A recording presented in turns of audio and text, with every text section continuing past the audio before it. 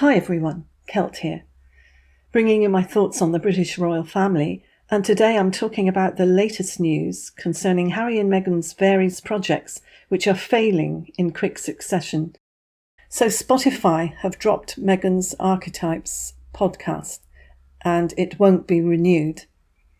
It's well known that they hadn't met the productivity benchmarks required to receive the full payout of the $20 million deal, which was unlikely anyway, considering they confessed to working very little, especially Harry.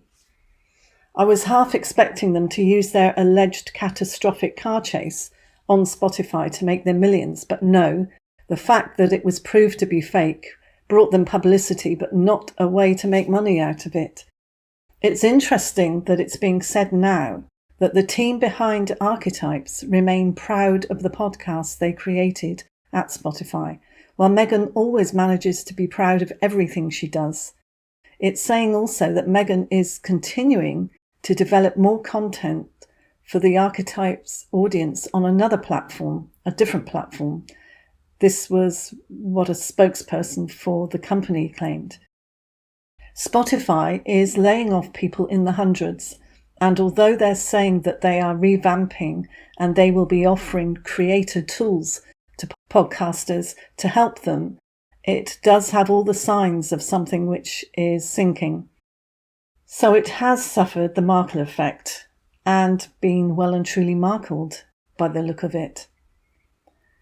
Harry's memoir, Spare, which was a complete can of worms and did him no favours in the popularity stakes, and the fact that he has to actually give the books away, shows that to be another project that has failed.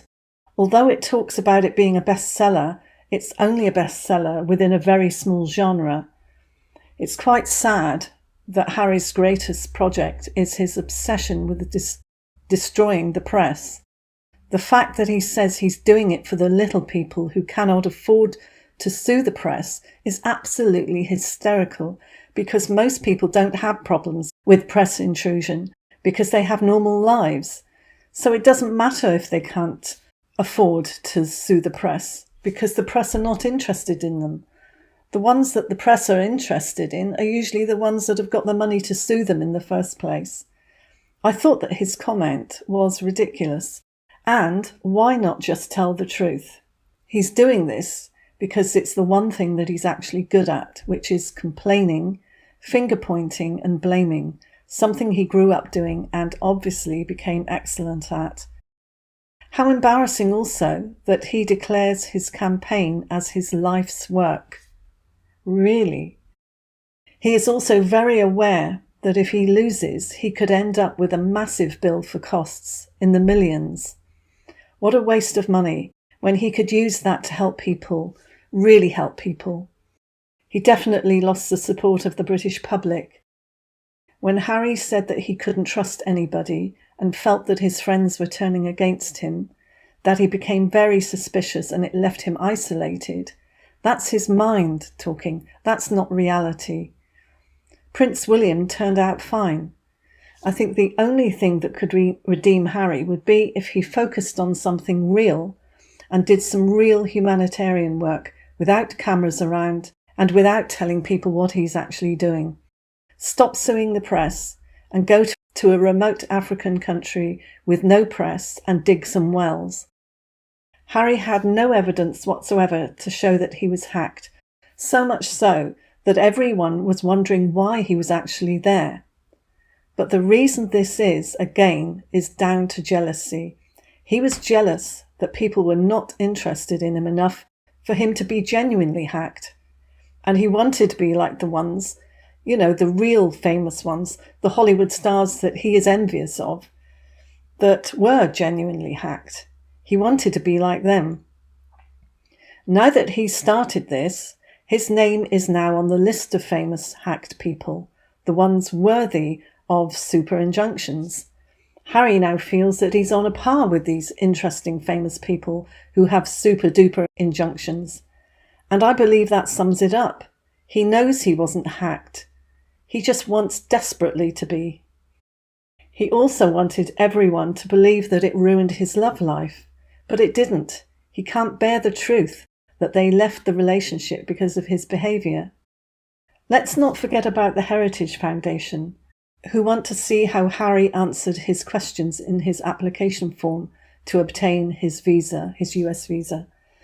As the husband of a US citizen, he would actually be entitled to apply for permanent residence, and with his title of prince and his sort of fame, he probably could apply for various types of visa, maybe an ambassadorial type visa.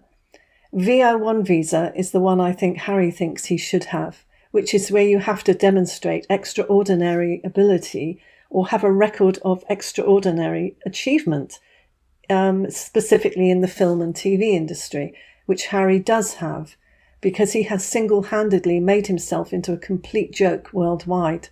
But it also says that that person must be coming temporarily to the US to continue work in the area of extraordinary ability.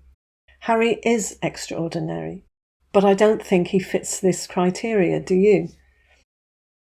There's also the US EB1 visa, which allows multinational executives and managers and people with extraordinary ability to gain permanent residence in the US. Harry has his part to play in the company BetterUp, where he is Chief Impact Officer, and they sort of wheel him out occasionally when they need some publicity, because I think he's helped their business grow threefold, but I'm not sure on that. But as far as being extraordinary, I think the only extraordinary thing Harry has been doing is stepping back from things. I see many times in headlines where it's being said that he's stepping back from being a working royal, to stepping back from being a son to his father, the king, stepping back from being a supportive brother to his brother, the Prince of Wales, who he actually promised to stand by and support. Stepping back from the UK because the UK don't love him. Stepping back from Travelist because he wanted to fly on private jets and it seemed a bit hypocritical. So all they've been doing is stepping back and stepping down. And now the latest is that the US are refusing to release Harry's visa application, and the Biden administration are blocking the expedited release of Harry's visa records. So Harry has been protected by his Biden buddies. People are saying he's definitely being protected, but why? Why? Because he's got a big part to play in all of this, and that's why. It is baffling, however, why Harry was not denied residency. Under US immigration law, a visa applicant who is, and I quote, determined to be a drug abuser, end quote, is deemed inadmissible. This has now become a legal battle between the DHS and the Heritage Foundation, and now being determined by a judge. So the Heritage Foundation are now seeking Prince Harry's immigration records, and all of this has been blocked by the DHS, and his records are still under lock and key.